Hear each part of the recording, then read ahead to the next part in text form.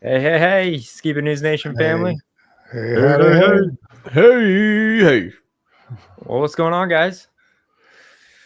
Oh, I'm just sitting here between JFK and Sasquatch. Just watch out for that bullet. Oh, man. Oh, yeah. I'm back and to the left is how I've heard you're supposed to dodge that one. Yeah. Unless you're Conley. Yeah. Well, guys, hey, welcome to another Skiba News Nation live news broadcast. We're going to cover some really interesting stories today, some very, very interesting stories. And of course, I think before we get into the actual reactive segment of this, let's start off with a couple of promos of some exciting things we have coming in the near Skiba News Nation family future. Cool.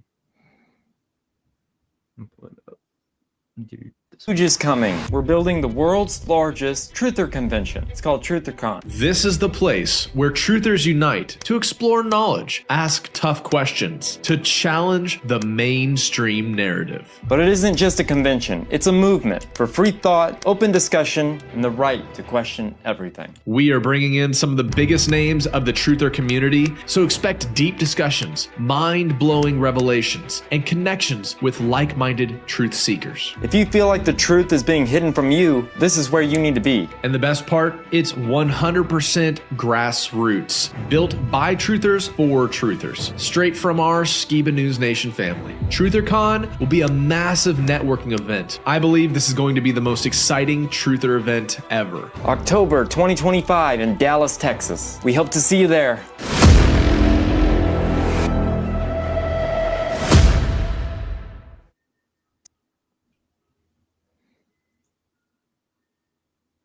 It's going to be epic. Awesome. We are so excited. I already have friends that are up here in Missouri with me that are getting super stoked about going. And you guys definitely go to the website, truthercon.com. Click the notify me button so that you can hear all the updates of speakers. And I'm super excited. There's been a need for this for some time now, and we're going to keep talking about it all the way up into October. And there you have it, the set dates of the 25th, 26th, and it's at Pegasus Park Convention Center there in Dallas, Texas. So it's going to be super, super sweet. And just as a place to go and hang out, Jeremiah, I'm just stoked about that because just being able to hash it out with all these different tinfoil hat wearers is going to be really entertaining. Yeah, there hasn't been a place like this in a long time for everybody to get together and of all different walks of life and whatever you believe, it's going to be fun to, connect with you guys. So, oh yeah, we're going to have authors, conspiracy theorists, teachers, researchers, and did I say authors? Wait, did you guys know that Jeremiah Skiba up here is an author? Yeah. Ta-da. Got my print right here. Charlie's Big Adventures around the world or not. I didn't forget the name. I was just trying to read it on the screen. But I got a cool promo if you guys want to check it out. Absolutely. Okay, so can I open it up? See what it is. Look at that. Charlie, look at this. Look. That's you. Charlie's He Big approves. Adventures around the world or not. Does that come up? We're gonna flip through it. Look at all that. That looks really good. Look at those things. Here they are. The two famous boys.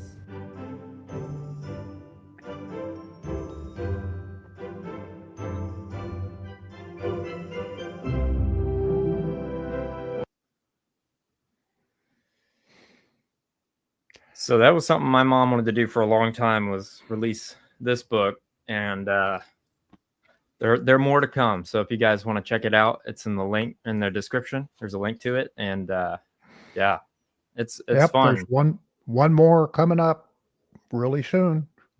Yep. And if you guys want a signed book plate from me, Lindsay, and Opa, go to Patreon and request it, because that's where we're doing those. So it's gonna be awesome. And you don't just have to be a flat earther to read and enjoy this book. You can believe whatever you want. It's about questioning the narrative. So Exactly. So you're telling me it's not just for flat earthers, it's also for cat earthers? yes, it could. Yeah. All right. Even Well, dogs. Truthers, I would say. awesome. That's so sweet, man. I'm so glad you got that out. I was telling some of my friends about it, and they are already super stoked to get their own copy. And I know you guys are going to enjoy it. From the reviews I've done from when Jeremiah was working on it, he showed me some of his initial concepts. I was excited about it. So definitely, guys, go and check out a copy. Yeah, I'd appreciate it. And leave a review too, so it gets recommended to other people and we can awaken the next generation. Oh, yeah. And, you know, since we're in promo mode, I might as well just do it real quick. But I have a board game. I've been talking about it for a while. There's only a few of these first edition copies left, and you can get yours at tribethegame.net. Go and place an order today. It's only while supplies last. So if you guys haven't yet, or if you're interested in getting it before my first edition sold out, please go over to tribethegame.net. And with that said, you guys ready to get in some interesting news? Yep.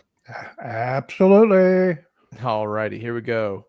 So, of course, I started off my, what I want to show you guys tonight with the TrutherCon website. And just a reminder, once again, go over to the website, scroll down, check it out, where it's going to be at.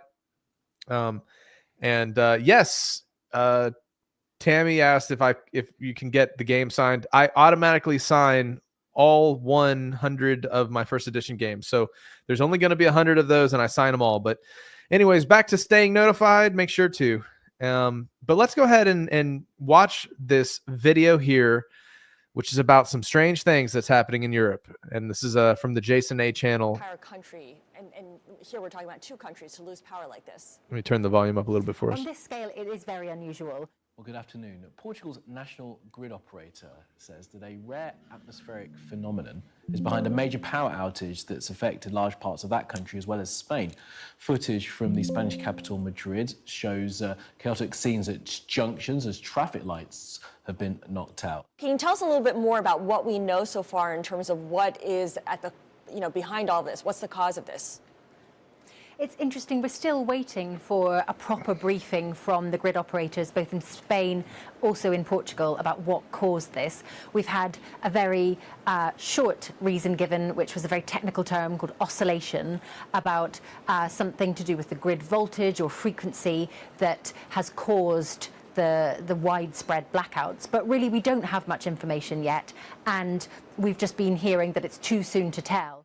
And the last factor I want to mention is resilience, the capability to bounce back, because there will be certainly what we call the black swans, the unpleasant surprises which will come in our way.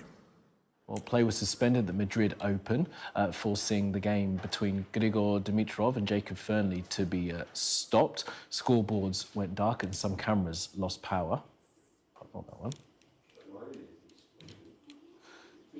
Well, this is a station in Lisbon where the power outage to darkness underground, of course. Portuguese police say that the metro has been closed in both Lisbon and Porto too. Well, some of the cities affected by this, Madrid, Barcelona, Valencia and Seville in Spain, as well as Lisbon, Faro and Porto in. Hey, thank you everybody for joining us for this live Skiba News Nation video news review. Please go ahead, if you're joining us, drop a like below. Share this video with your friends and family. Today we are going to be covering a series of news topics such as the power outages in Europe. We're going to be talking about the premises of World War III. We're going to be talking about the concept of the Pope dying and a new figure that has stepped onto the world stage who is very interesting. I'll put it that way. So make sure to share this out. And for those of you who are already watching live, we want this to be a live interactive chat. So while we're watching these videos, please leave your comments, your thoughts. We're going to share them live during the show. This is a actual live show. I know sometimes we do premieres and such, but this is your opportunity to interact with us live. So we want to encourage you guys to do so. Back to the video. For no reason. And these grids are engineered to be as reliable and dependable as possible because they are, and I think we take them for granted while they're working. We don't realize just how much of a kind of plate spinning act keeping a large grid system, and this is a very large grid system that Spain operates across the whole of the Iberian Peninsula, some of it connected to, as you were saying there, directly to Portugal, also interconnects us to part of France, and it also supplies all of Spain's island nations as well around the mainland Spain. It's a very, very large grid. And this is about a grid operator's worst nightmare. Not quite the worst, because what we saw at about 12:30 Spanish time was about half, based on their sort of power demand, disappear from the grid. So when we delve into the data, we're not seeing anything obvious. So really, we are waiting for the grid operators to tell us more about what caused it. Okay, got it. In terms of the efforts to restore the network, could the possibility of a cyber attack be, delaying efforts to restore the network, or are they making good progress on that front? That is starting to happen slowly. We've seen some areas in Spain coming back, but it's clear already that it's going to take quite a long time. In Portugal, they seem to be more pessimistic about the amount of time that it will take to return to normality.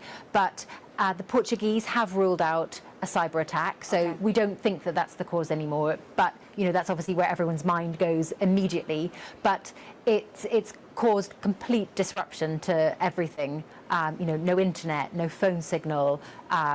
Everybody's been sent home. They're all sitting at home, and we know that the sun is fading. So all throughout today, solar has been providing some of the power that was still available in Spain, and that's going to be going dark soon. So the grid operators are really racing against time to try to get some of the bigger power stations up and running so that they can, start getting everybody back onto the grid for this evening. Many without any information anywhere across the country. I'm very cut off at the moment. I'm on the 13th floor and getting very little information other than what little I can see through the Spanish web pages, because as well as obviously losing Wi-Fi, the cellular network, I don't know how well you can hear me at the moment, but the cellular network has been very sketchy.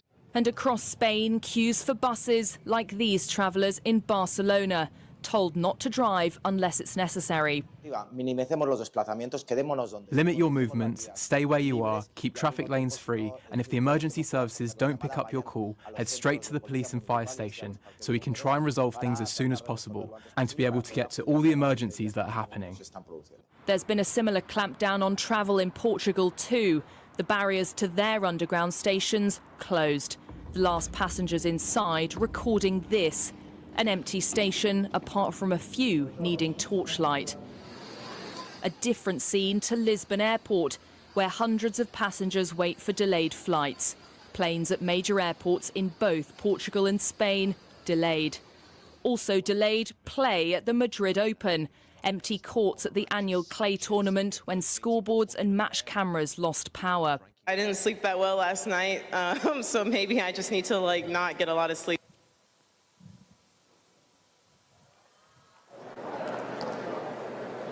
Well, I think we've just lost a bit of sound there. The dropout blamed on Spain's electricity grid. Portuguese grid officials say due to extreme temperature variations in the interior of Spain, there were anomalous oscillations in the very high voltage lines, a phenomenon known as induced atmospheric vibration. It is estimated that full normalization of the network could take up to a week. Ashna, I mean, you were probably one of the few flights that managed to get into Madrid today. It's been utterly chaotic and shambolic there for thousands, tens of thousands of travellers, but millions of people across the two countries.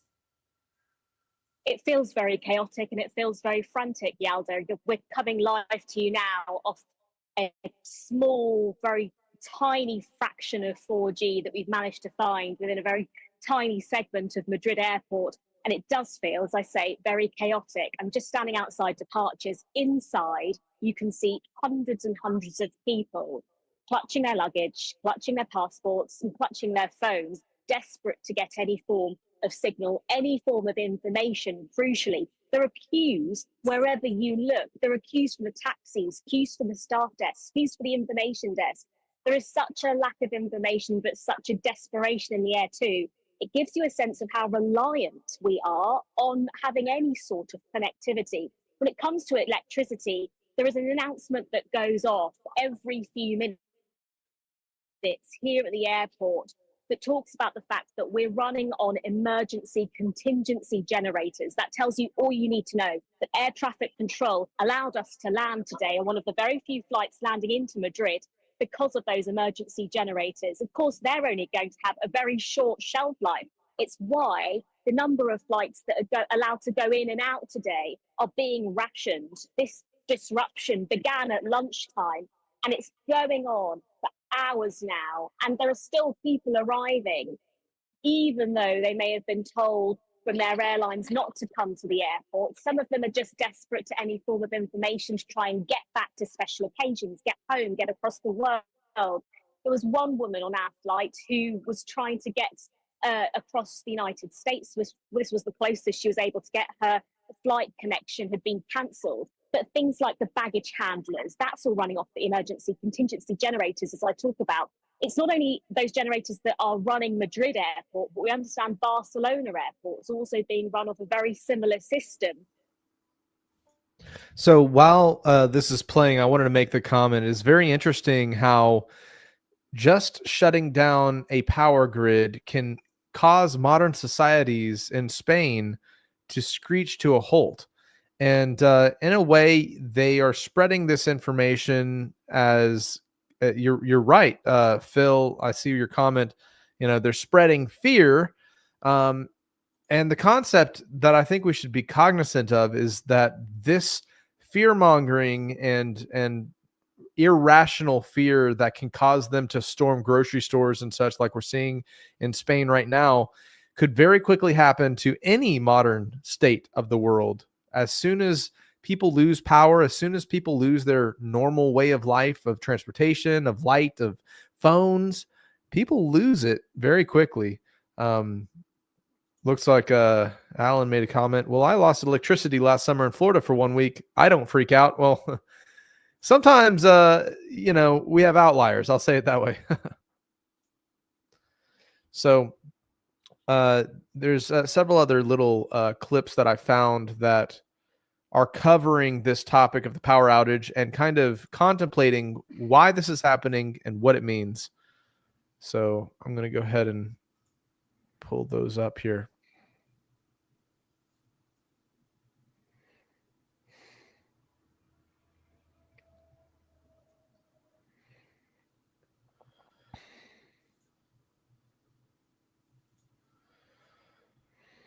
Be prepared or be scared. That's right, Tammy. Some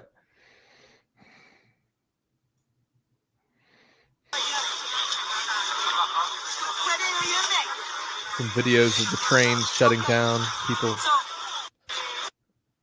standing out outside.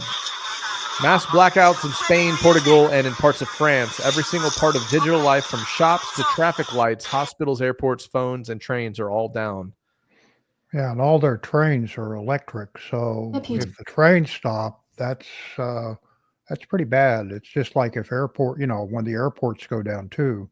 So your airport's shut down, your train shut down. Of course, traffic lights going to make the cars all messed up in the city. I've been to both Barcelona and to Madrid, and I can tell you they've if a power outage, when a power outage would happen, I can guarantee it'd be a big mess because they rely so much on their subways, their trains, cars, and airplanes. Yeah, we had a comment from a viewer here. Evening all. My buddy from Fredericksburg is traveling through France right now, and he said he didn't have any issues so far. So that's interesting to get some eyes on the ground there, because it did mention France as part of these outages. Kirsten says, small scale isn't that big of a deal. People can run backup generators and buy needed items. When a whole country goes out, people panic. That's right. All right. And by the way, parts of France are right on the border of Spain, so they probably share part of their electric grid with Spain. Yeah, Shay says, we're used to roughing it here in New Orleans too. You guys get shut down every hurricane season. For sure. So this next video breaks into some theories outside of the official narrative, tying into NATO warnings and how this could be tied to the global conflict between Russia and NATO forces, tying into these blackouts. Let's check this out. Could reportedly spark worldwide blackouts as NATO issues a chilling warning. The bosses of firms such as Vodafone and Orange have written an open letter to the UK, EU and NATO warning that defenceless undersea cables which carry essential data can easily be distorted or disrupted by Russia after a series of attacks. NATO believes the Kremlin could deploy a new weapon which would spark worldwide blackouts by sabotaging the undersea cables. Around 95% of the data transmitted across the world is carried on more than 500 cables that crisscross the seabed. In recent months, there have been a number of attacks already on the vital links. These attacks have been condemned by world leaders who blame them on Putin. Putin. Vladimir Putin could reportedly spark worldwide blackouts. Yeah, it sounds like a serious world weak point if we tick a nation off that has submarine capability that could just shoot our cables. Here's some other footage of the blackouts. I do see lights and stuff going, but it looks like their walls are shut down. Currently, there is a nationwide blackout. I'm talking about no power, no cell service, no electricity in Spain and Portugal. It's actually kind of crazy. The metro stopped working. All the traffic lights stopped working. I mean, literally everything. Nothing's working.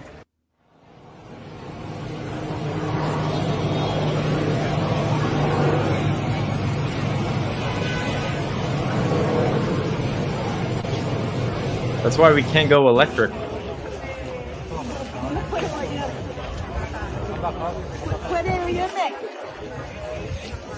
Okay, so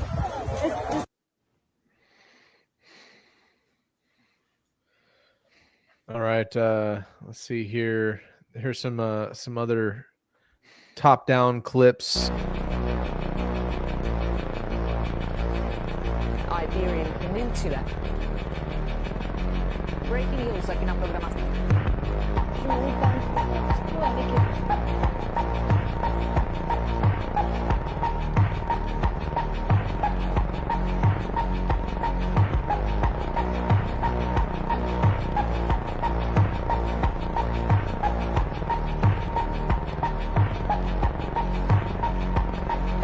It's in my bag, survival edition. My document in water. I've seen this. It's creepy.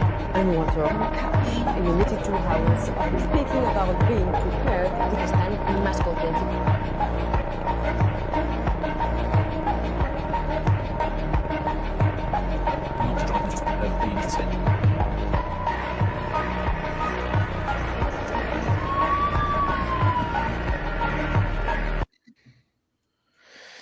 Yeah, so I wanted to show this one just because recently we actually covered this in a Skiba News Nation episode about how Europe has recently been releasing a pamphlet breaking down what to do in the case of World War III and preparedness documents to their citizens, forewarning them of preparedness techniques and all types of kind of materials that describe what a breakdown between Russia and NATO forces would look like. And so we're seeing all this kind of on the heels of that going out, and it's really interesting. To my friends and followers, to the people of the People's Union USA, to everyone who stands in solidarity, listen closely. Today, across Europe, Spain, Portugal, and parts of France, there are massive power outages. Airports are shut down, trains are stopped, traffic lights are dead, people can't use their credit cards, communications are crashing, and they are already trying to blame it on rare atmospheric conditions. Don't be fooled. This has all of the signs of a coordinated cyber attack. And isn't it funny or coincidental, just as the United States quietly removed some of our cybersecurity protections that we have in place, this starts happening overseas. I believe this is a test, my friends. They're testing the collapse of systems, from banking to transportation to communication, and they are watching every second to see how the people react. Mark my words, what's happening in Europe will happen here in the United States. And when it does, they will use it as the excuse they need to declare martial law, not for your safety, but for your control.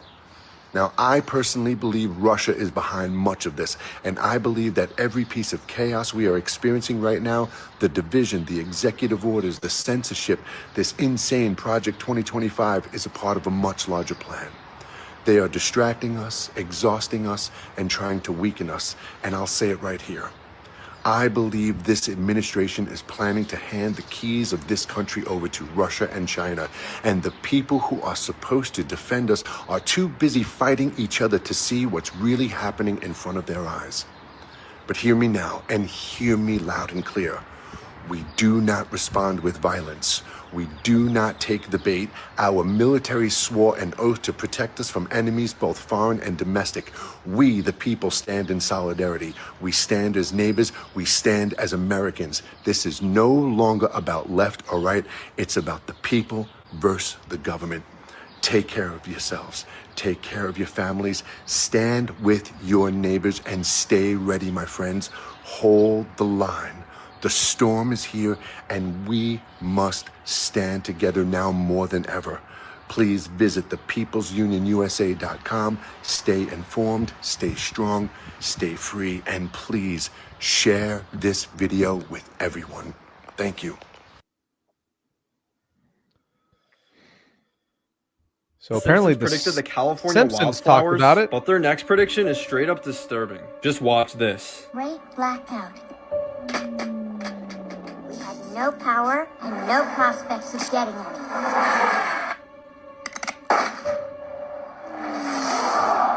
What is it? What is it? We'll never know! Don't worry, kids. The government will help. The government cannot help itself, let alone you. And to make it even weirder, Trump recently said this. No, I'm not kidding.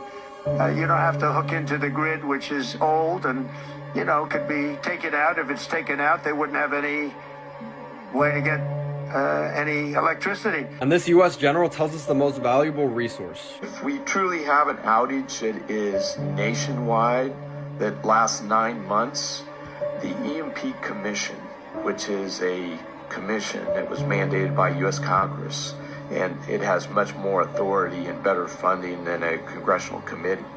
They found that as many as 90% of Americans would die. So with how 2025 started and all those people talking about it, I went ahead and got myself this off-grid book. This is a no-grid And of course, the guy sharing the video has an ad at the end of his thing. Selling the book. Selling the book for survival. For survival projects. Don't worry, you don't need any of the projects in this book. You just need the book itself. Oh my goodness. Here's a article I saw. If negotiations with Iran fail, the course of human history could quickly take a turn in an apocalyptic direction. And I really side with Phil, who's been commenting on our live chat. They are spreading fear. I think what's being brought out in this topic is just that tensions with Iran are escalating, and right now, according to the Trump administration, they're really kind of pushing for a resolution to this whole thing. Iran backing the Houthis, and there being attacks from Houthis on Israel recently. The whole thing is I'm just paying a lot of attention, and we don't need to be fearful, But I think wisdom doesn't mean we cover our eyes up. We need to be aware of how things are expanding and progressing in the world conflict. Here we have a question from Tammy K. Invest in bullion or Bitcoin? Inquiring minds are pondering. Oh, well. Without electricity, can't get Bitcoins. That's a good point, Opa. Yep. Some here are the comments. Iran has to get rid of the concept of nuclear weapons. They cannot have a nuclear weapon, Trump said. I want them to be rich, great nation. The only thing is one simple, and it's really simple. They can't have a nuclear weapon, and they've got to go fast because they're fairly close to having one, and they're not going to have one. And so, whenever we talk about the moves of the Trump administration, they've been doing a lot of things very quickly, really rocking the boat in terms of politics here in the U.S., but we also see a much more clear, aggressive stance towards nations we disagree with. If we have to do something very harsh, we'll do it, he says. And does that include a potential strike on Iranian nuclear facilities? And he answered, of course it does. This is it. So these are just recent comments being made from the Trump administration. Worth pointing out the escalation of events. I mean, it's already crazy over there. And we're going to see that in some of these following videos I'm about to share. But I just wanted to cover some of the comments Trump has been making about Iran. Now, that brings up the question about the whole nuclear weapons, nuclear power topic. There's a lot of kind of interesting conspiracies around that in and of itself. I know some friends that I have been questioning how the title nuclear weapons has been used as a fear and coercion terminology for a very long time. And Opa, you came from the generation where, of course, people were told to get under their desks in case of OMAD, or mutually assured destruction. Do you remember going through any of those drills? Oh, yeah. Well, it's a duck and cover, get under your desk, go into the hall, line up against your lockers, cover your head. They even had videos with showing the quote nuclear blast, so that we went through regular drills. I mean, at least once a month, sometimes twice a month. We had to all get up and get under our desks. Would it work to get under your desk? Heck no. It was probably the stupidest thing we ever could have done. Matter of fact, even the civil defense shelters, they had a little symbol saying that this was a civil defense shelter for atomic bombs, and they would have done nothing. You would have died in there just as much as being up on top of the ground. Yeah, we had no idea how destructive the atom bomb was. We have had no idea.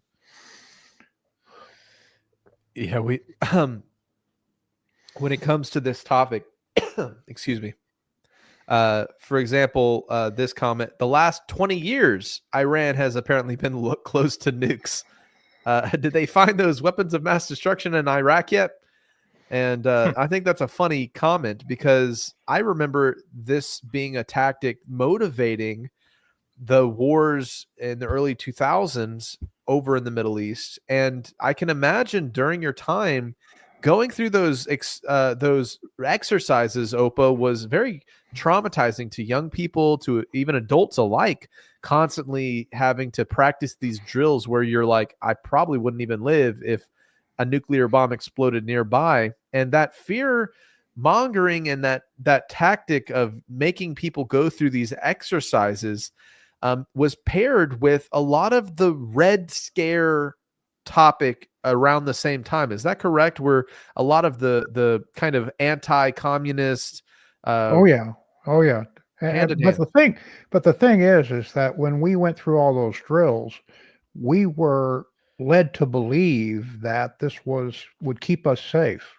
And so I guess only the really young kids, the kindergartners, first graders, those were the ones that might have been a little bit scared. But by that time they had already brainwashed us into believing that we're going to be fine. Just get under the desk and you'll be okay. No sweat. Wow. Yeah, we have a comment here. A listener, Phil, said they were near the Cape during the Cuban Missile Standoff. Wow, that was the most intense time during those days. And very interesting. We have a comment here from Shay. Says, a friend recently told me that people think we're in the last days now, but he believes we're entering a golden age precipitated by Trump's administration. Yeah, well, we can only hope for the best and prepare for the worst, right? Right. So let's go ahead and play this next video, which is the announcement of the War of Seven Fronts from Israel. Apparently, the U.S.'s closest ally. חברי הכנסת, אנחנו נערכים לשלבים הבאים של מלחמת התקומה, מלחמת שבע החזיתות. חבר הכנסת נאור שירי, קריאה ראשונה. לא נעצור עד שנשיג... חברת הכנסת מירב כהן, קריאה ראשונה. בליאק, קריאה ראשונה. לא נעצור עד שנציג... סליחה, לא נעצור עד שנשיג את כל יעדי הניצחון. So it says over here, this is not a defense strategy. This is a declaration of perpetual war in the Middle East. From Gaza to Iran, from Syria to Lebanon, the message is clear. Israel's ambitions are regional dominance backed by military aggression. He called it a Renaissance war, but behind the rhetoric lies a brutal reality, displacement, destruction, and domination. Of course, coming from a perspective that seems biased against the Gaza, Israel conflict on the side of Gaza. But I think it's interesting that they're making this announcement of a war of seven fronts, furthermore describing the escalation of things. Very interesting. We have here, just real quickly, somebody, Ronan Torah, what a cool name. Ronan Torah made the comment that, did you guys hear that Walmart and Target met with Donald Trump to beg him to make a deal with China? And he said no. Apparently they're running low on supplies and the docks are empty. Very interesting comment. Hey, I mean, I think supply wars are just another form of warfare. I mean, if they break down the supply lines to Walmarts and stuff, then they're going to be stressing out people all over the place. And I know we've been. I think that's interesting about Walmart, because Walmart, when it first started, it was always made in the USA, made in the USA. Everything in Walmart was made in the USA. Well, that's what's funny about these tariffs, is it's really exposed these designer brands. And all the everything's coming from China, and it's kind of exposed that with the tariffs. And I love watching videos about that, how they just exposed themselves. It's so funny. For sure. For sure. All the tariffs are very interesting in how it's demonstrating the allegiances of different countries of the world. Now, because we've been talking about World War III, this is a video that I shared several weeks back on crowd control technology that was recently used, and this is a video that happened in Serbia during a protest, and it shows the technology that governments have access to that almost look like a type of, I don't know, magic attack or something. It's like Havana syndrome is what it reminds me of, kind of. Exactly. And Jeremiah, you covered a great segment on Havana syndrome, and it just shows that they're escalating that type of technology to be used in warfare and for crowd control purposes. But check out this video, guys, and just think about if World War III kicks off, this type of technology is going to be pulled up out of the basement to be deployed. And so it's going to be unlike any war that has ever happened before. And I think that's why people are all freaked out about it. But just look how people standing here in the crowd, all peaceful, just holding their phones up, recording, whatever, and then watch them peel away like Moses parting the Red Sea, terrified from an invisible force. Very interesting. And then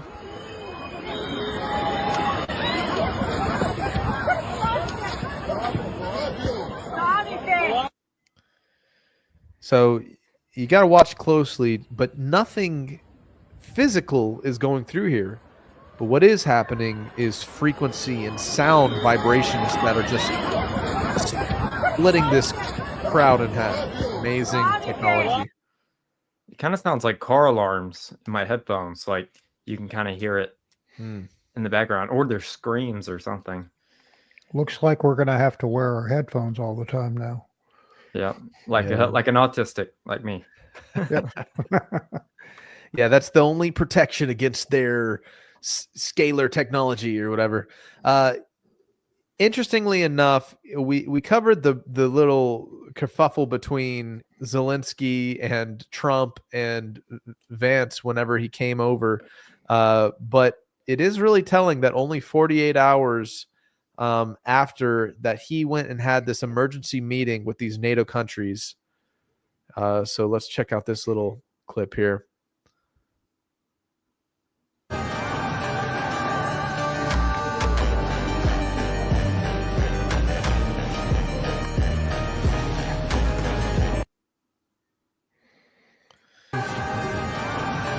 All right, so it says an emergency meeting happened in Ukraine. Crucially, okay, so hold on. Trump's sudden shift signaling reconciliation with Moscow left NATO allies concerned about the future. With the U.S. absent, NATO's remaining members, along with Ukraine, urgently coordinated their stance on the escalating tensions with Russia. The meeting also highlighted the deepening divide between U.S. policies and its traditional allies. Shifting the balance of power in the West. It's a new era of international relations, one where the U.S. may not be at the center of it. Here's an interesting clip of some deep sea fishes or fish being spotted near Turkey's shores, possibly signaling some interesting underwater disturbances. What's fascinating about these fish is these two oarfish have been spotted in deep waters off of Turkey. It's sparking concern because these rare deep-sea creatures are often linked to seismic activity, leading to speculation about underwater disturbances. Fishermen and locals were astonished to witness the unusual sight near the surface. Scientists believe these changes in ocean currents or tectonic shifts could be behind these appearances. Oarfish naturally inhabit depths of 200 to 1,000 meters deep. And for them to come up to the surface means something's scaring them or there's some kind of issue. It could always be, submarines or earthquakes UFOs. or who knows? Yeah. Or perhaps the Leviathan's down there awakening from his slumber and they got freaked out and they were like, it's creepy down here with this crazy dragon thing. We're going to go up there. Well, some of those fish look like aliens, like legit aliens. So, like Opa said, maybe UFOs are freaking them out. Oh, yeah.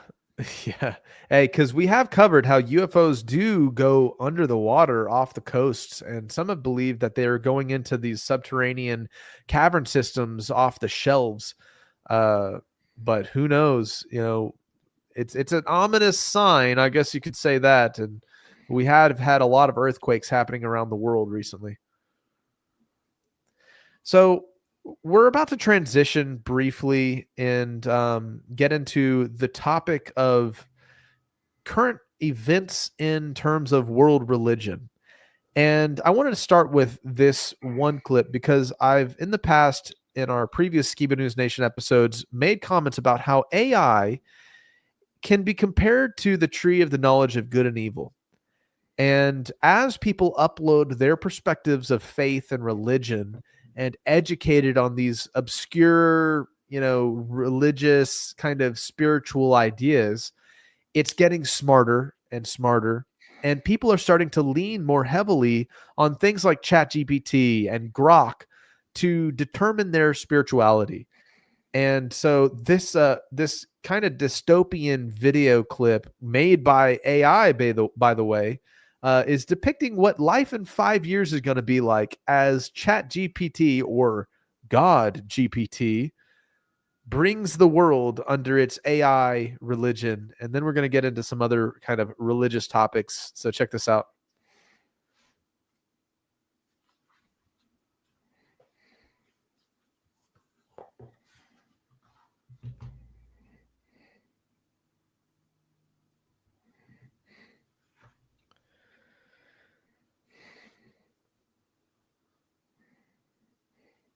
So this is what we're doing to AI.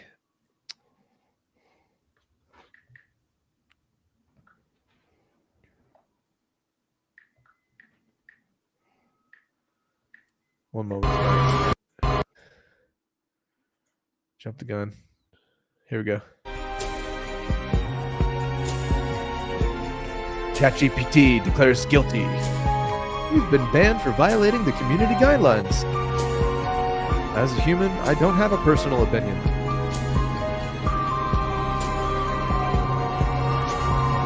Orwell was right.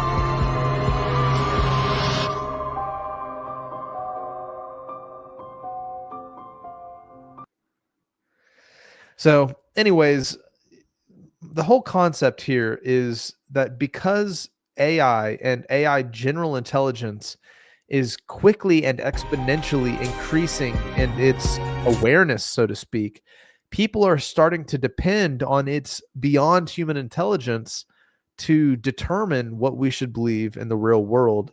And it's coming at a very, very interesting time. I'm about to get into some further clips regarding the death of the Pope. And for those of you who are interested in kind of a breakdown of the Jesuit order and the Pope and the possible coming Pope, we did a great interview with Gary Wayne, but that's going to be coming out very soon. So stay tuned for that interview. But here's another clip from the Jason A channel regarding this topic of the papal prophecy and the coming Antichrist. I guess you can make up your minds, but so check did you out know this. Pope Francis is the last Pope, and after that it will be Pop? the Judgment Day. So it literally ends after Pope Francis? Yeah. By the way, I'm pretty sure And this is this book AI. from the Vatican Archives. Yeah. Right. Predicted every single Pope from 1143 all the way to our current Pope. But the scary thing is, after Pope Francis, the last one, it just says Judgment Day. And the creepiest thing inside St. Paul's Basilica, ordering the whole inner sanctuary, is a picture of every single Pope. Right. But what's weird is that there's only a certain amount of markers where you can put the picture. There's just one left after Pope Francis. They've always said once that last slot is filled, it will be the end of the world. He predicted the time it took to go from the first Pope that he wrote about to the halfway mark was 422 years. He's saying from the middle one to the end, another 422 years will be the end of the world. If you do 422 in the middle Pope, which was 1,585, that year is 2027. It's even weirder. Pope John the 23rd, he said that the end of the world would happen 2,000 years plus Christ's life. So that adds up to 2027 as well. Terrifying, isn't it? Cardinals set May 7th as a start date for the conclave to elect Pope Francis' successor, delaying this secret voting so they can get to know one another better and find consensus on a candidate before they are sequestered in the Sistine Chapel. NBC's Ann Thompson reports from the Vatican. We have a start date for the conclave. It's going to begin on May 7th. That news this morning after the cardinals met here in Vatican City. There are currently 180 cardinals here in Vatican City, but only 100 of them are cardinal electors. And in all, there are 135 men who are eligible to choose the next pope. So it seems that the Vatican is waiting for the others to arrive. Now, as the cardinals get on with the business of getting to know each other and talking about the future of the church, the faithful have turned their attention to the Basilica Santa Maria Maggiore. That is where Pope Francis is buried. And over the weekend, there were long lines outside that basilica wrapping around the church. In fact, on Sunday, Roman officials tell us that 30,000 people had filed past Pope Francis's tomb.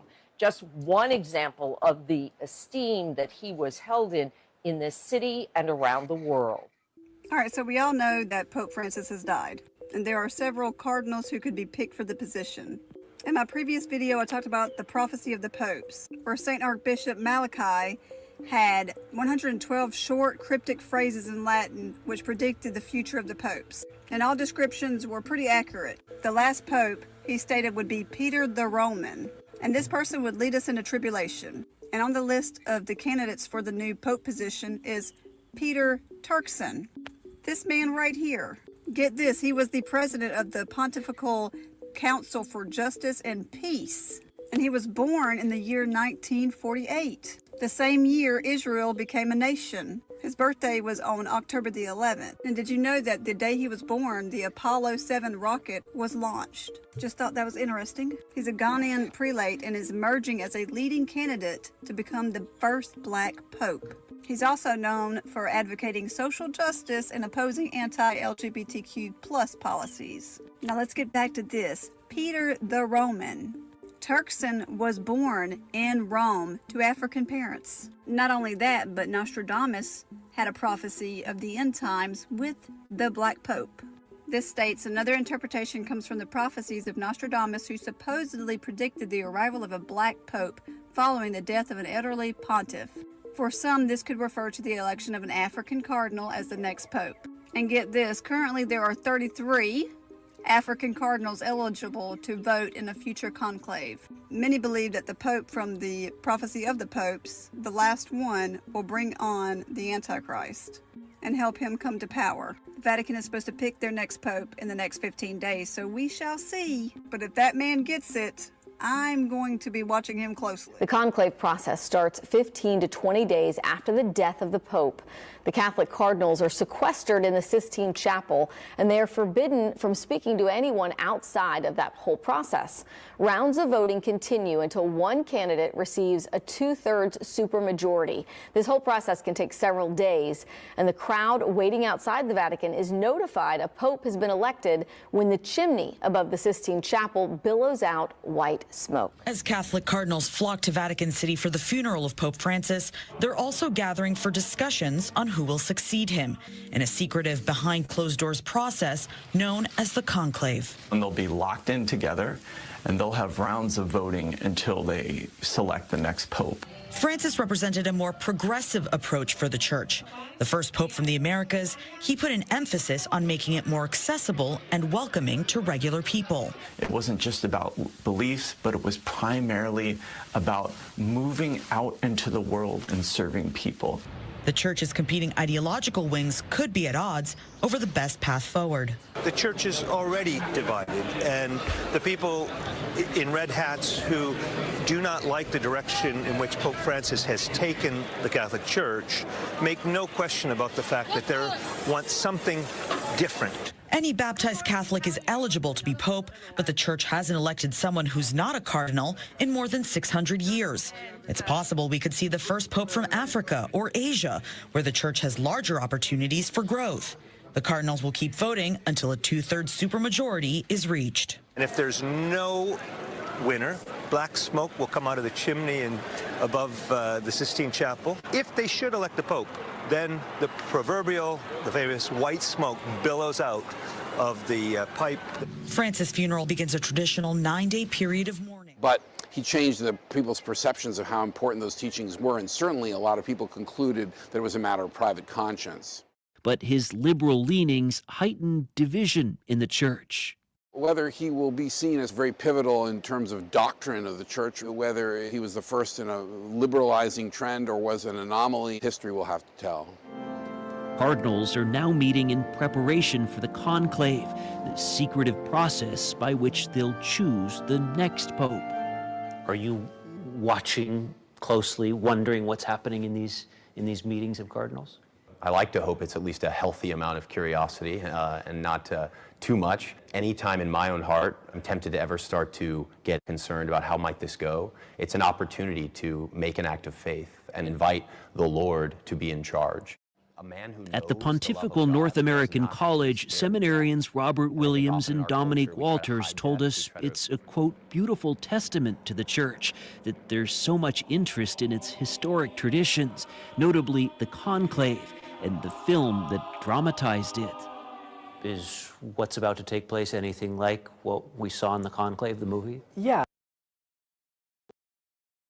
See the church as being really shaped by the politics of the day. The movie has certainly gotten a lot of people interested in a papal election, but I think the truth is somehow much simpler and also so much more complex, because the church isn't just a human institution. Catholics believe there is a divine component to this process, and cardinals will soon gather in the Sistine Chapel to select the next pope. About 4/5 of these princes of the church who will be voting were appointed by Francis, and they'll weigh whether to cement or chip away at his legacy.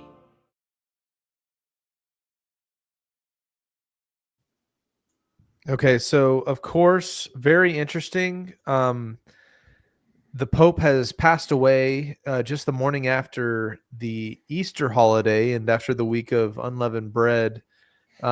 And so it's very interesting what was happening parallel to this all around the world. There are people holding up signs announcing the arrival of the Mahdi, and it's very interesting what is being said and talked about regarding this figure. And you guys are going to see some of the scenes of his followers showing up.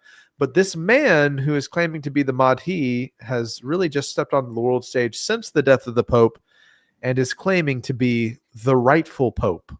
Very interesting. He seems to have a large following and it's growing quickly. Worth paying attention to.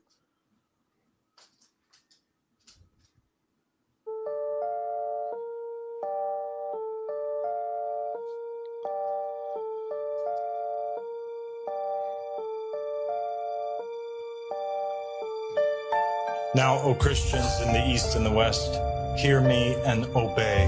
I am a messenger sent to you from Jesus Christ, alayhi salam. Paul is false and led you astray. The church is corrupt and no longer upholds the law of God, nor does it defend the oppressed.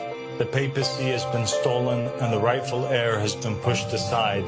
There is no one else but me that you are obliged to obey. May God be a witness that I have proclaimed.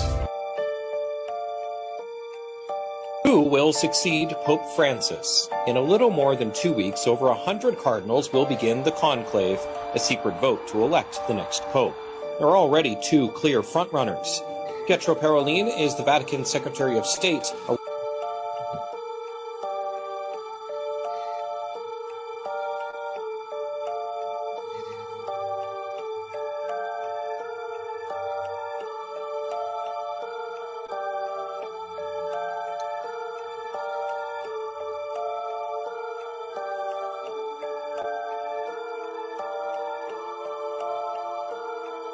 Rising between India and Pakistan following an attack 2 days ago in the disputed territory of Kashmir that left 26 people dead.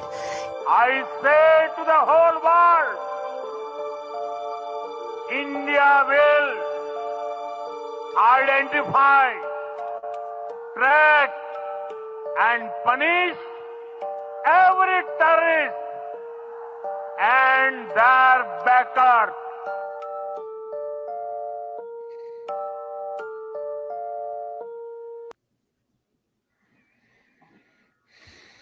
So I had a clip from Michael from Sling and Stone Studios on this topic. I just want to share a few minutes of it, and then we're going to share an actual sermon from this guy. Continue the to Mahdi, happen stepping around onto the world world. stage. Looks to be a portal opening up over Europe.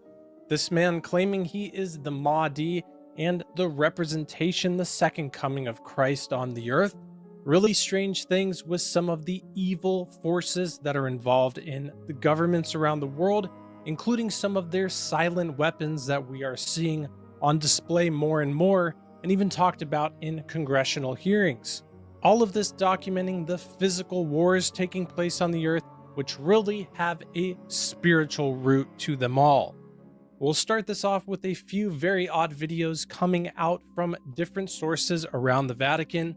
The first clip from Pope Francis's funeral, where we see behind what I'm assuming is the altar and 2 of the doors that lead into that area, very oddly, you can see that it has upside down crosses on it.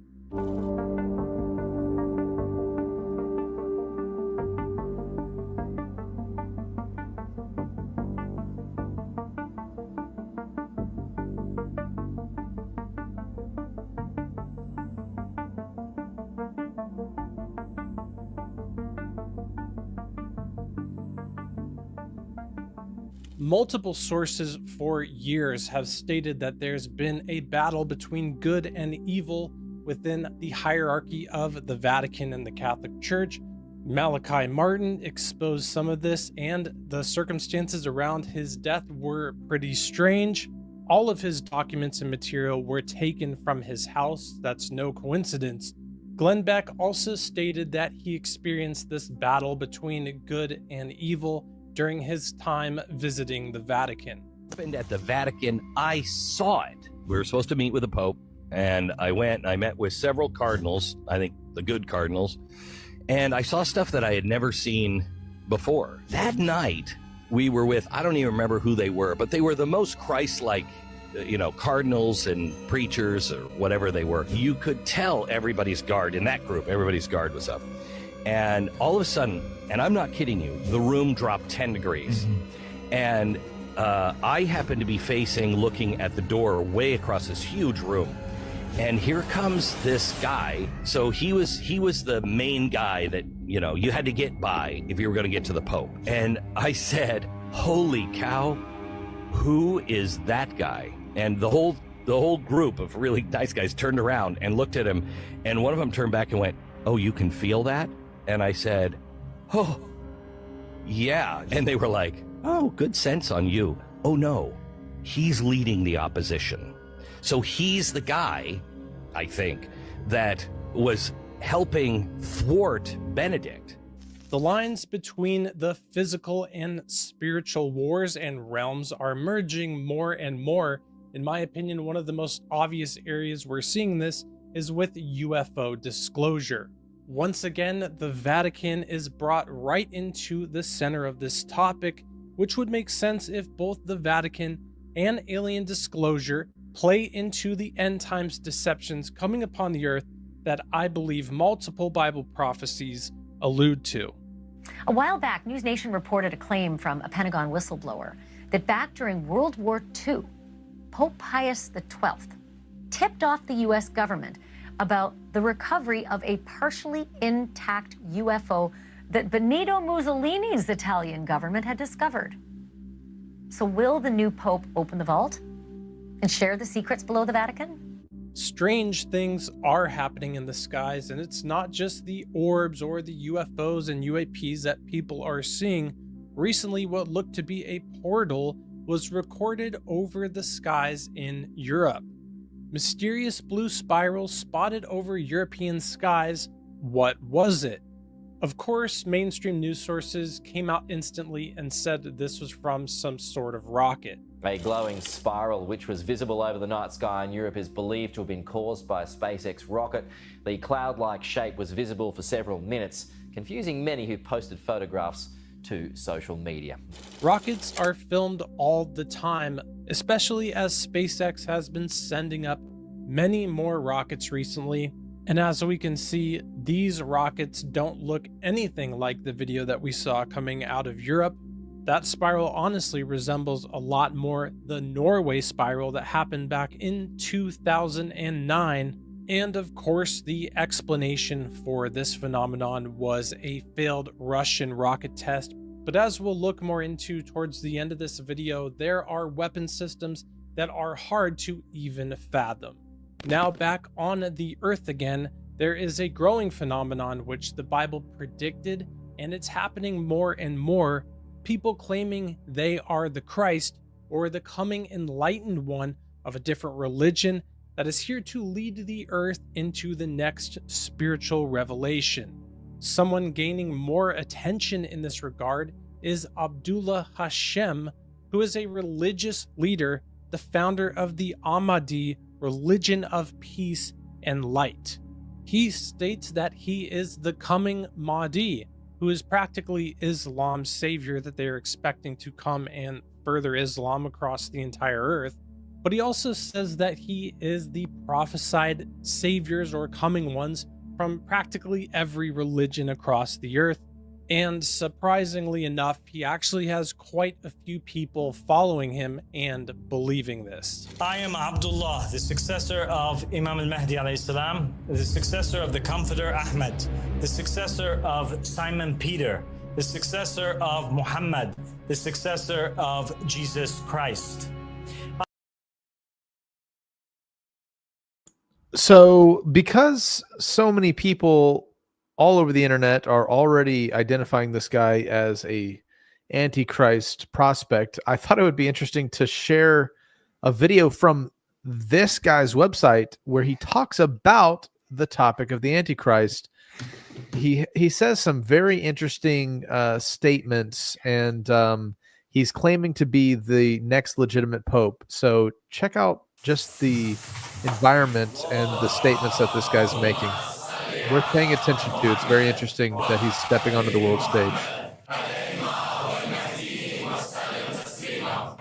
أعوذ بالله من الشيطان اللعين الرجيم بسم الله الواحد القهار وصلى الله على محمد وآل محمد الأئمة والمهديين وسلم تسليما.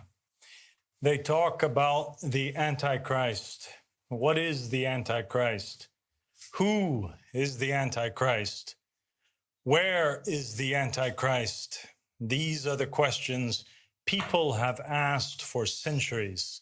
In fact, the Prophet Muhammad ﷺ said, Allah did not send any prophet but that he warned his nation of the one-eyed Dajjal. He is one-eyed, while your Lord is not one-eyed. The word kafir is written between his two eyes. If this is true, and every prophet ever sent to a nation warned their people about the Antichrist, then this is a topic of the utmost importance. One cannot afford to get this wrong. Indeed, we find the Prophet Muhammad ﷺ told the truth, and every prophet did warn about the Antichrist. And in the Bible, Jesus ﷺ also warned of the Antichrist. His disciples wrote, "But every spirit that does not acknowledge Jesus is not from God. This is the spirit of the Antichrist, which you have heard is coming, and even now is already in the world." Even in Judaism, in the Tanakh, the prophet Zechariah warns of the Antichrist. He said, "Woe to the worthless shepherd who deserts the flock. May the sword strike his arm and his right eye. May his arm be completely withered, his right eye totally blinded." So we can conclude that in Judaism, Christianity, and Islam, the Antichrist is portrayed as a false and worthless leader, one who fails those who follow him, rejects the true Messiah, Jesus ﷺ, and is blind in his right eye. So who fits this description of the Antichrist? People have long pondered the meanings of these characteristics, expecting an individual who is blind in one eye with the word kafir written on his forehead. But what if he is not a single individual? What if the Antichrist is many people? What if he is a spirit that possesses an entire nation? This idea is reinforced by other verses in the New Testament. Children, it is the last hour, and just as you heard that Antichrist is coming, even now many Antichrists have appeared. From this we know that it is the last hour. And again, and every spirit that does not confess Jesus is not from God. This is the spirit of the Antichrist, which you have heard is coming, and now it is already in the world. The spirit of the Antichrist appears to come upon a large group of people, even an entire nation, as a sign that the hour is near. The prophet Daniel also had a vision of a powerful empire led by an Antichrist-like figure. This is what he said: The fourth beast will be a fourth kingdom on the earth, which will be different from all the other kingdoms, and will devour the whole earth and trample it down and crush it. This prophecy describes a global superpower, unlike any before it, a kingdom that oppresses the righteous and alters divine law, and a ruler who blasphemes against God yet dominates the world. So which nation fits this description? The description of this nation is that it devours the whole earth, tramples it down, and crushes it. So it must be a world power, perhaps the strongest the world has ever seen. Only one country comes to mind that fits that description of a fourth beast, dreadful and terrible and extremely strong, and it had large iron teeth. This iron beast that tramples over the nations is none other than the United States of America. America has become the strongest country, equipped with all kinds of weapons of iron and steel. Its military and economic power have trampled the entire earth. The world has never witnessed an empire as powerful or as dominant as the United States. Those who are waiting for the Antichrist to appear as a single individual are gravely mistaken. When God and his prophets speak of individuals, they often mean nations. And when they speak of nations, they often mean individuals. For example, in the Torah, God says to Moses, "Then you shall say to Pharaoh, this is what the Lord says, Israel is my son, my firstborn. So I said to you, let my son go so that he may serve me. But you have refused to let him go. Behold, I am going to kill your son, your firstborn." Here, God refers to the entire nation of Israel as his firstborn son, even though it consisted of over 600,000 individuals. Israel was the name given to Jacob, alayhi, and it applied to all his children and descendants. They were many, yet considered one. Likewise, in the Quran, God says, "Indeed, Abraham was a nation, an ummah, devoutly obedient to Allah, inclining towards truth, and he was not of those who associate others with Allah." And the Prophet Muhammad ﷺ said, "The example of the believers in their mutual love, mercy, and compassion is like that of a single body. If one part of the body suffers, the whole body responds with sleeplessness and fever." So clearly, the many can be one, and the one can represent many. This same principle applies to the Antichrist. The prophets are warning not merely of an individual, but of a nation possessed by a spirit of deception and rebellion against God. It is no secret that the United States media, in all its forms, glorifies the Masonic one-eye symbolism. The country itself was founded by Freemasons, who take the eye of providence to symbolize their God. Does this not match the description given by Zechariah and the Prophet Muhammad ﷺ? It is also no coincidence that the most iconic symbol of the nation is the Statue of Liberty. This statue closely resembles Lucifer, or Satan. Consider the similarities between the Statue of Liberty and the Statue of Lucifer in the Cathedral of Belgium. Both have crowns, both have chained legs. The posture and face of the Statue of Liberty also strongly resemble Thomas Lawrence's painting, Satan Summons His Legions.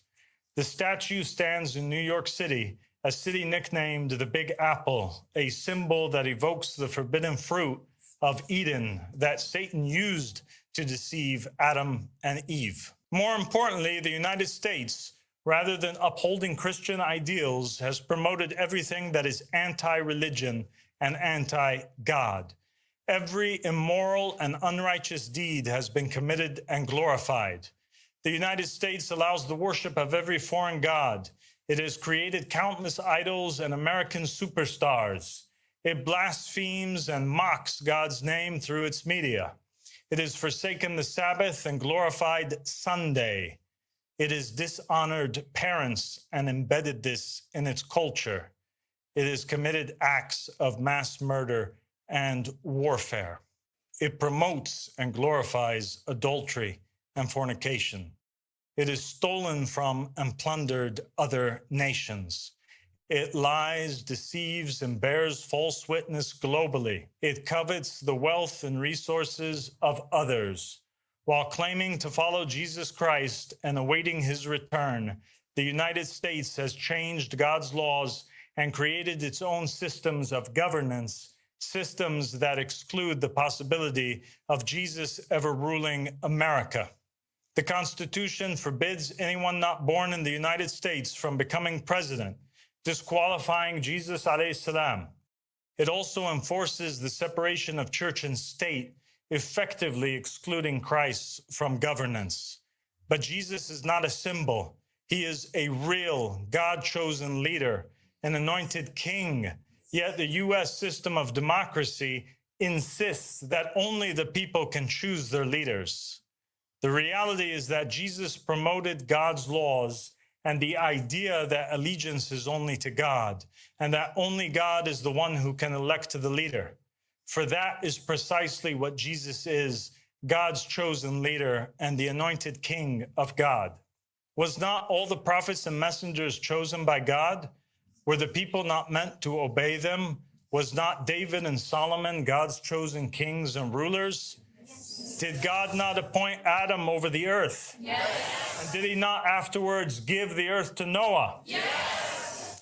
The United States, on the other hand, promotes democracy and the idea that people, and only the people, will elect the leader and not God. Hence, outwardly, the tongues of the American people say, "We want Jesus," whilst their government and leadership and system and life says the opposite. They proclaim themselves to be Christian, but they are an anti-Christian nation. God rejects the choice of man. Only God can appoint the leader and king, and he is the only one who can make and dictate the laws. Those who cling on to God's choice for ruler and abide by his laws will be saved. I didn't say it. Jesus ﷺ said it when he said, "Not everyone who says to me, 'Lord, Lord,' will enter the kingdom of heaven, but only the ones who do the will of my Father who is in heaven. Many will say to me on that day, 'Lord, Lord, did we not prophesy in your name, and in your name drive out demons, and in your name perform many miracles?' Then I will tell them plainly, 'I never knew you. Away from me, you evil doers.'" The Bible says, "For the Lord is our judge. The Lord is our lawgiver. The Lord is our king. He will save us." And the Bible also says, "You shall not add to the word that I command you, nor take from it, that you may keep the commandments of the Lord your God that I command you." In the Quran, God said, "And if you obey most of those upon the earth, they will mislead you from the way of God." Does not God say in the Torah, "You shall not follow a crowd to do evil, nor shall you testify in a dispute so as to turn aside after many to pervert justice"? Is this not the antithesis of democracy and the rule of the majority? Yet the United States has enforced it upon its people and upon the world. The whole world marveled and followed the beast, and they worshipped the dragon, saying, "Who is like the beast?" The Antichrist is not yet to come. The Antichrist has already arrived, blind in one eye, and disbelief is written in its ideology on his forehead. I am not the Antichrist, nor do I claim to be the Messiah. The only Messiah to ever come was Jesus, the son of Mary, alayhi salam. 2,000 years ago, he came and was God in creation. I am a messenger and a witness from him to you. You are the Antichrist. Your country is the Antichrist. The United States of America, the great iron beast that tramples on the nations. I am a messenger from Muhammad sallallahu alaihi wasallam. 1400 years ago, he came to the earth and was God in creation. Muhammad and Jesus are brothers, and there are no two messengers closer to one another than them. Christians and Muslims are brothers, and both accept Jesus as their Messiah.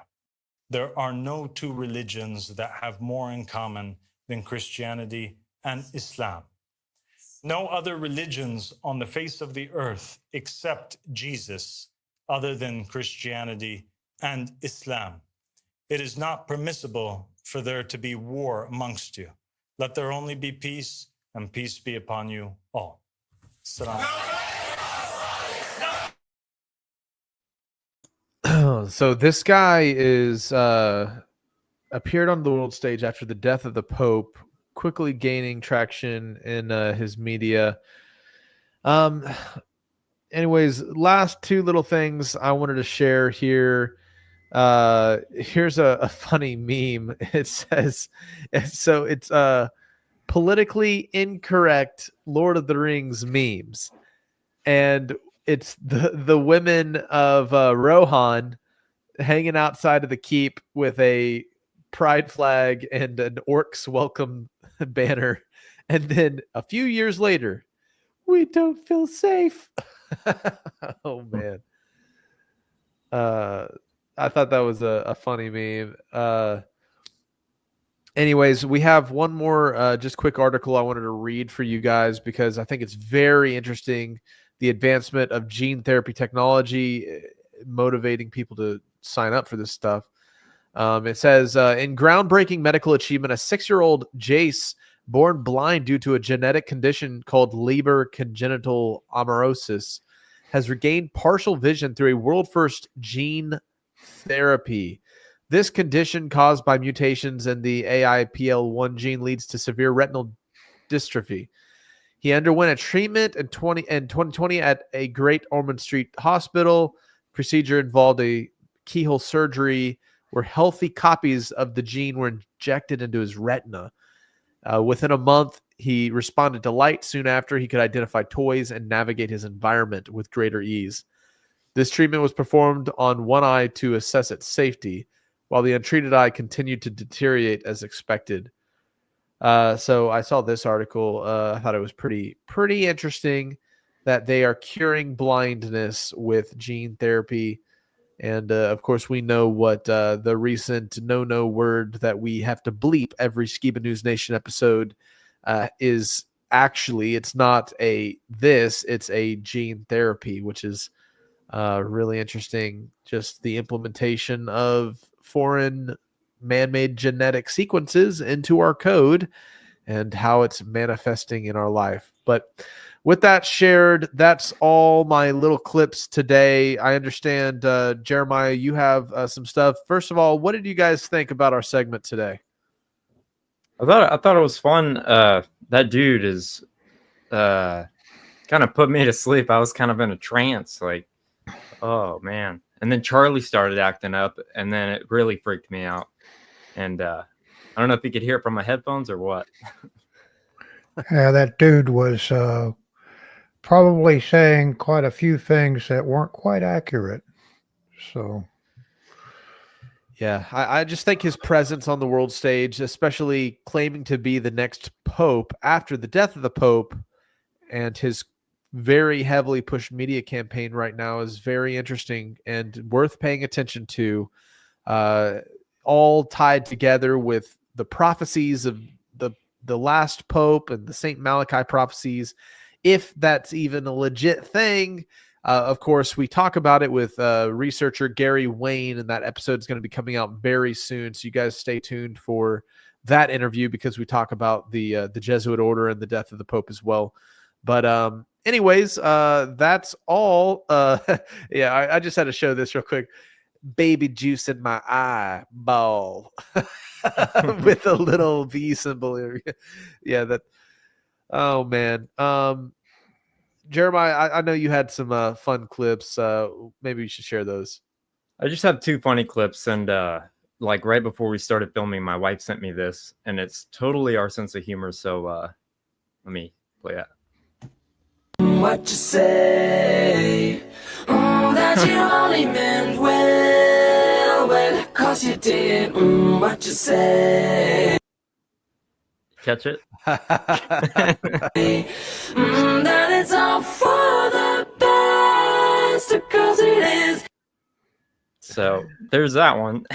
Wait, can you imagine sending that in like a work email or something? You're like, all right, boss, I'm ready to meet with you. Kind retards. Go ahead and do It's it. totally something I would do on accident and look real bad, but Could be a spell check too. true. Spell check's been getting me lately. Okay, so I have one last one, and if you guys, I don't know, that Blue Origin thing is obviously fake. But I saw this clip, and I couldn't stop laughing. So.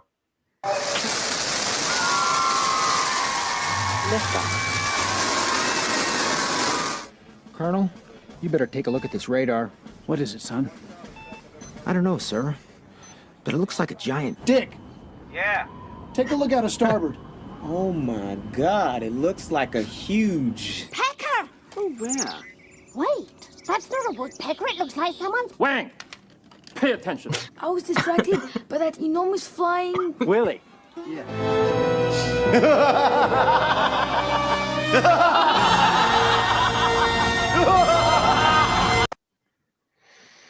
That's all I got.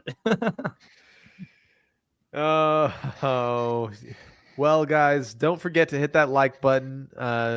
And thank you all for joining us for this live segment of Skiba News Nation. Once again, make sure to check out truthercon.com and also check out Jeremiah's new book, man. Just hold that up one more time. I love seeing that picture of cartoon Charlie. Open a few pages.